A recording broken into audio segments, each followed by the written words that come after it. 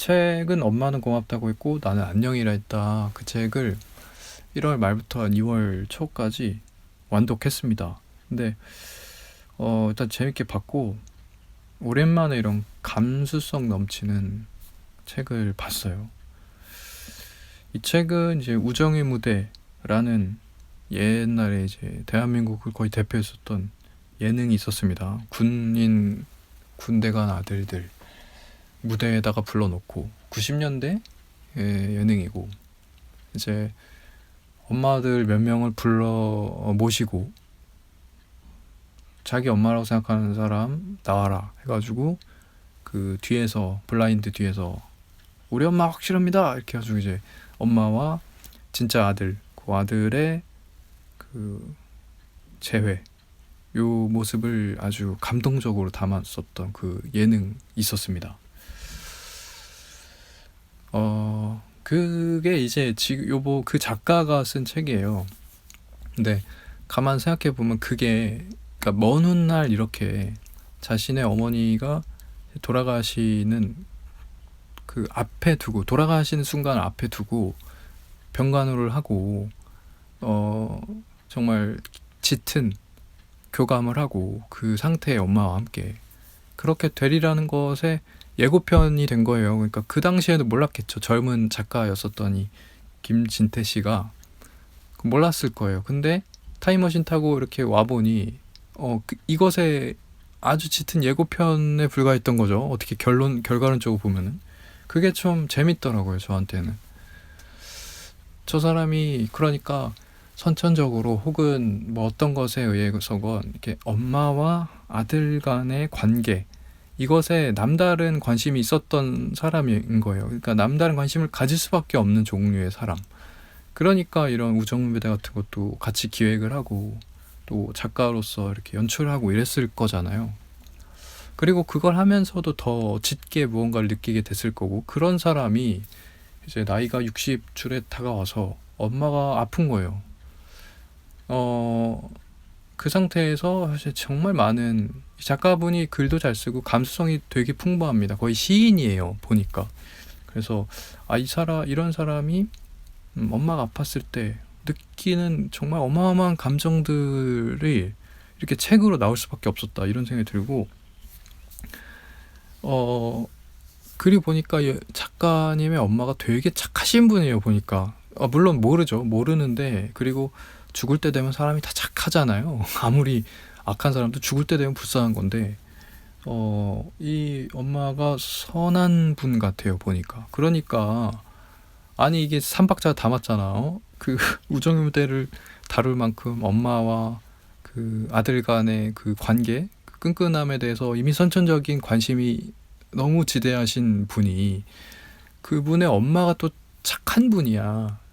아니, 그 사람이 병에 걸려서 이제 죽음을 앞두고 있으니 이거 뭐 감정이 폭발이 될 수밖에 없고 그 정말 폭발하는 듯한 감정이 책에 담겨 있습니다. 다 고스란히 거침없이 담겨 있어요. 그래서 그게 이 책의 묘미고 너무너무 이제 이 책을 읽어야 되는 그 이유가 되는 거예요. 그래서 그게 예상이 되니까 책을 고른 거죠. 저도 팟캐스트에서 소개받고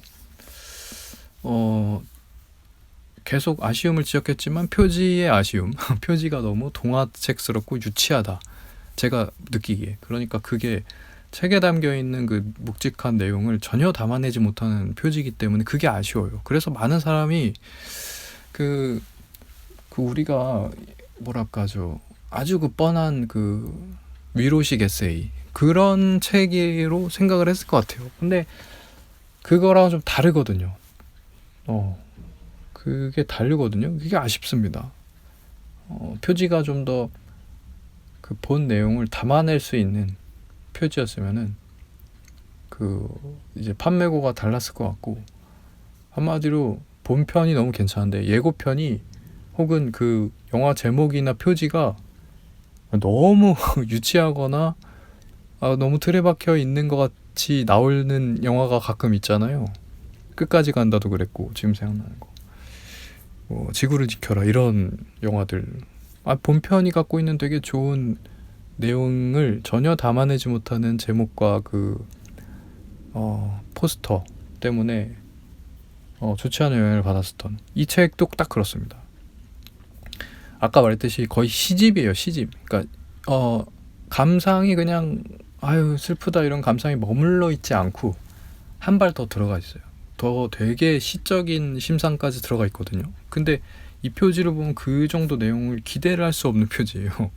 그리고 이 제목 자체도 우리가 그런 거죠. 이 제목은 진짜 페이소스가 있는 제목이에요. 왜냐면 엄마가 진짜로 돌아가시기 전에 고맙다라고 한 거예요.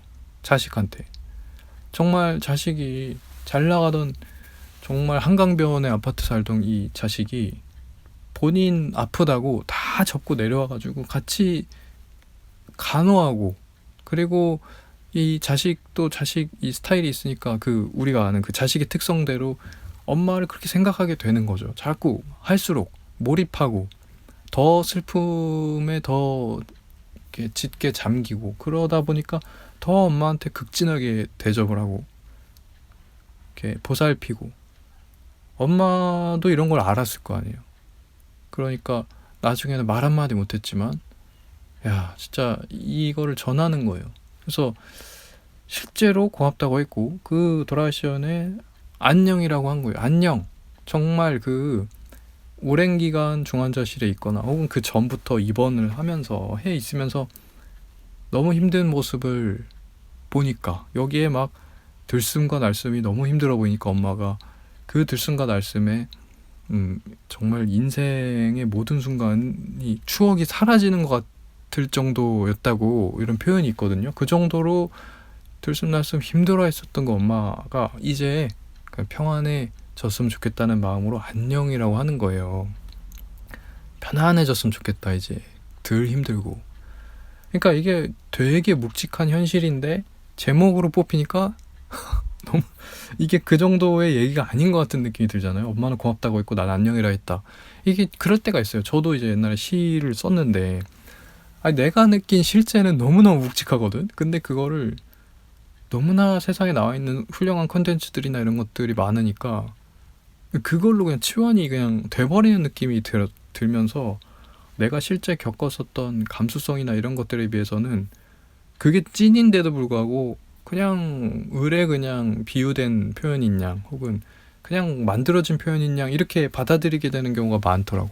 이 책의 제목도 좀 그런 거라는 생각이 들어요. 이게 진짜 그렇고, 그러니까 여기서 이 말도 덧붙이고 싶은데, 그러니까 나중에 그 중환자실에 계속 계신 엄마를 돌보다 보니까 작가가 자기만 생각하고 있는 거예요. 그럼에도 불구하고 엄마가 이런 따뜻한 온기 있는 몸으로, 그러니까 이렇게 만지면 그래도 온기가 느껴지잖아.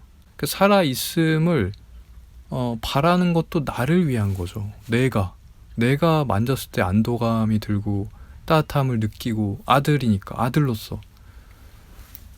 그런 상황에서 돌이켜보니 병상에 누워 계신 엄마가 그 엄마를 위해서 이렇게 누워있고 버티고 있는 게 아니라 야 그마저도 아들인 나를 위해서 그렇게 본인이 버티고 있다라는 생각이 들었다는 거야.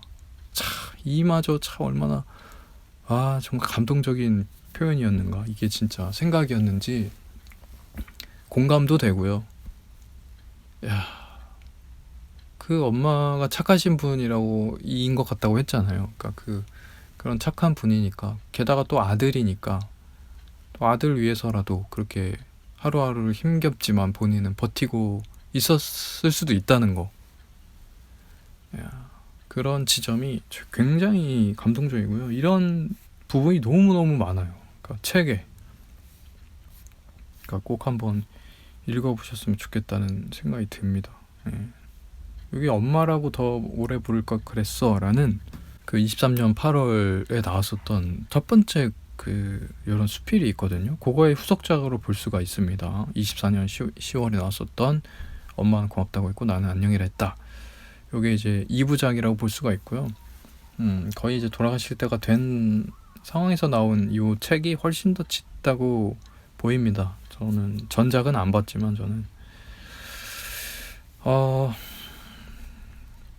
이 책이 너무나 당연하지만 순차적으로 우리가 예상이 되지만 나중에 돌아가실 거잖아요. 그러니까 이게 돌아가실 때가 되면은 더 깊고 진해져요. 이게 당연한 거잖아요. 근데 책의 구성으로 봤을 때는 극으로 더 이렇게 치닫는 느낌이고, 그래서 그 모든 책장을 딱 덮었을 때는 그렇기 때문에 여운이 엄청나게 남아요. 네. 그래서 개인적으로 이 줄을 긋거나 혹은 이렇게 접어두면서 이렇게 책을 봤는데, 거의 마지막쯤에는 모든 부분을 접고 모든 부분에 줄을 쳐야 됐을 정도로 마지막에는 정말 구체화되어 있는 그 슬픔들이 거침없이 정말 나열되어 있습니다. 그러다가 탁 책이 끝나요. 참 공감이 많이 되고, 저 같은 경우는 그 한 몇 년 전부터는 계속 부모님이 돌아가시는 것에 대한 심상, 그 슬픔이 너무 두렵게도 저를 계속 이렇게 끌어들이거든요. 그래서 그게 상상이 안 될 정도의 슬픔일 거라고 생각이 들어요. 지금도 너무 슬프고 생각만 하면은 하염없이 눈물이 나올 것 같고 탈진할 정도로 생각하고 싶지 않고 정말 어떻게 감당해야 될지 모를 것 같아요. 그 슬픔을.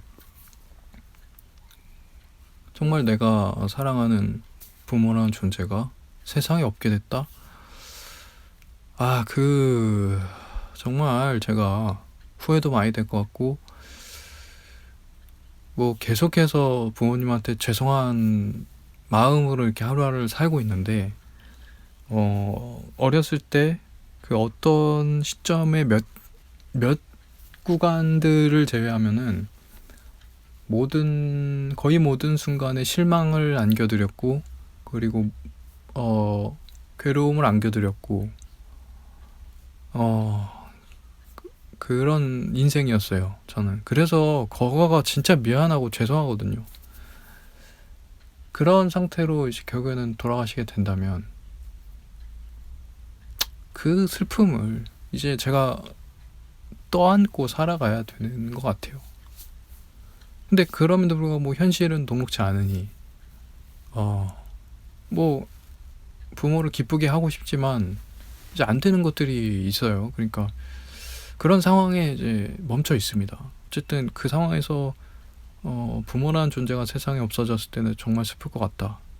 그래서 그런 얘기들, 뭐 이석원 작가가 책 한 권 냈었고, 그 비슷한 얘기들, 그리고 뭐 유튜브 보면서 뭐 영상이라든지 아니면 지나다니면서 이런 책들 보게 되면은 쉽게 못 지나치겠습니다. 그러니까 예습을 좀 하고 싶어요. 너무너무 슬플 것 같아서, 감당이 안 될 것 같아서 그걸 계속해서 예방주사를 맞고 싶거든요. 그래서 이 책들도 보는 거예요. 보게 되기도 하고 계속해서. 이 책도 그런 예방주사의 일환이었던 것 같고 굉장히 공감이 많이 됐습니다. 그러니까 이 정도 거의 책이 좀 2권이 나왔지 않습니까? 책 2권이 나온 게 억지로 한 행위가 아닐 거라는 생각이 들어요. 그러니까 너무너무 당연하게 2권 정도가 나왔을 거라는 생각이 들고, 그런 이제 시선으로 이렇게 보게 돼요, 이 책. 그래서 전혀 거리낌이 없고 너무나 자연스러운 글들이다. 그리고 너무너무 공감되고 좋은 구간들이 너무 많습니다. 표현들이. 특히나 이제 어쨌든 아들로서 엄마를 너무너무 생각하는 그런 부분들, 그런 부분에 주로 밑줄이 그어져 있어요. 이런 부분도 되게 인상적인데, 그러니까 엄마가 단 몇 시간 만에 영영 환자가 된 엄마의 순간이 있었을 거잖아요. 그 순간을 아마 같이 본 것 같아요. 그러니까 갑자기 별양간, 돌연 이런 말들이 어울리거든요. 이렇게 큰 병을 얻는 순간들은. 그러니까 그게 내 입장에서 이렇게 묘사하는 게 아니고 이 김진태라는 작가님이 얼마나 참 엄마를 생각하는지, 내가 이렇게 당황스럽거나 이런 묘사가 아니라 그 본인은 얼마나 당황스럽을까, 이 표현이 있거든요. 되게 와닿아요. 되게 슬프고. 그러니까 내가 이 일을 겪어서가 아니라, 그러니까 본인은 얼마나 당황스러웠을까요? 그러니까 그 전날까지만 해도 그냥 돌아다니고 일상을 나이를 먹었을 뿐 똑같은 사람으로서 돌아다니다가 그 일이 있는 그 짧은 순간이 있죠. 그 순간을 맞이했을 때는 그 심정이 얼마나 당황스러웠을까. 그거. 저 같아도 아마 그런 지금 느낌이 들 것 같아요.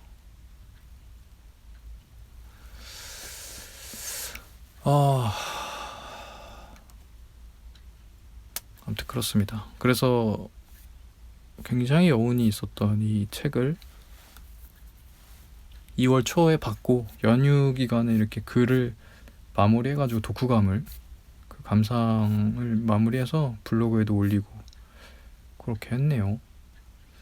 아무튼 예습입니다. 저한테는 이 사람이 겪었었던,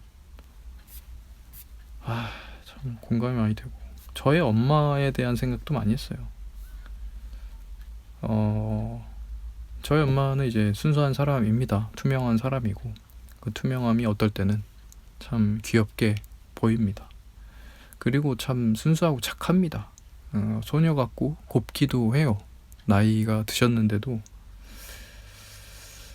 그 소녀 같음이 집안 살림하고 또 자식들 키우느라고 북극의 빙산처럼 줄어드는 것 같아서 늘 미안합니다. 어린 시절의 몇 순간을 제외하면 대부분이 이제 실망과 걱정만 안겨드렸던 것 같아서 미안하고, 그것을 만회하고 싶고 또 그러기 위해서 노력하지만 번번이 실패합니다. 어느새 저는 보살핌을 받는 입장이 되어 있습니다. 그 대신에 제가 할 수 있는 행동은 마음껏 내리사랑을 표현할 수 있게 가만히 따르는 것이 제가 지금 하고 있는 최대의 효도입니다. 얼마 전에 이제 두쫑쿠를 보다가 제가 4개 사가지고 가족들이랑 나눠 먹었습니다. 그랬더니 엄마가 이제 그 이후에도 한 차례 이제 사 오셨어요. 2개를. 어쨌든 부모가 또 두쫑쿠를 자식한테 주면은 그 자식이 맛있게 먹으면 또 행복하지 않습니까? 그런 걸 위해서 저는 두쫑쿠 별로 안 좋아하거든요. 그때 한번 먹어본 것 뿐이지. 그래서 맛있게 먹습니다. 네. 부모의 그 만족감, 행복을 드리기 위해서 제가 따릅니다. 한마디도 안 합니다. 저는 엄마가 차려주신 그 반찬이나 밥에 대해서 정말 한마디 의견도 내지 않습니다. 맛있다. 감사합니다. 이런 류의 표현 외에는 이게 짜고 싱겁고 반찬 가짓수가 어쩌고 한마디도 하지 않습니다. 왜냐하면 참는 게 아니라 정말 감사하거든요.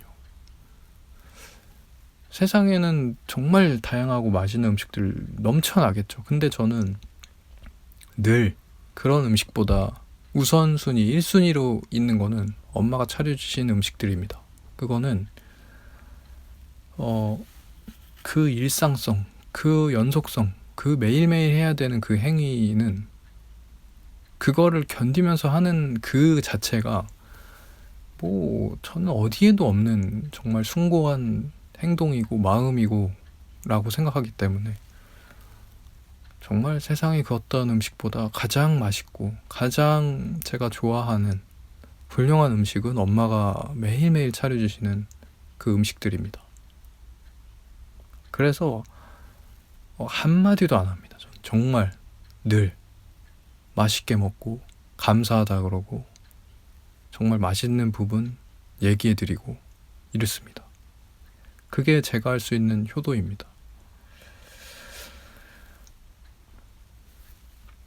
그리고 저는 가끔 가다가 평행세계 속 엄마의 모습이 그려져요. 근데 부잣집에 시집간 평행세계 속 엄마의 모습인데 엄마가 굉장히 예쁘십니다. 예쁘시고 곱기 때문에 그 모습이 그냥 이렇게 하는 소리가 아니라 진짜 잘 어울려요. 어쩌면 지금보다 더 잘 어울립니다. 그 안에서 엄마는 정말 전혀 다른 사람이고 우아한 기품이 느껴져요. 네. 지금의 엄마는 그런 일종의 가난의 부산물처럼 억척스러움을 둘러안고 있는데 그 모습보다 더 잘 어울립니다, 사실. 네. 그런 엄마가 이제 떠난다고 생각을 하면은 아까도 말씀드렸듯이 정말 답이 안 나올 정도로 슬픕니다. 물론 아빠도 마찬가지입니다. 오늘은 엄마에 대한 얘기니까 이런 건데 너무 두렵기 때문에 자꾸 연습하고 싶고요. 충격을 완화하려고 몸부림을 칩니다. 그래서 이런 책이든 아니면 어떤 컨텐츠가 나왔을 때 그런 것들을 지나치지 못하고 늘 보게 됩니다.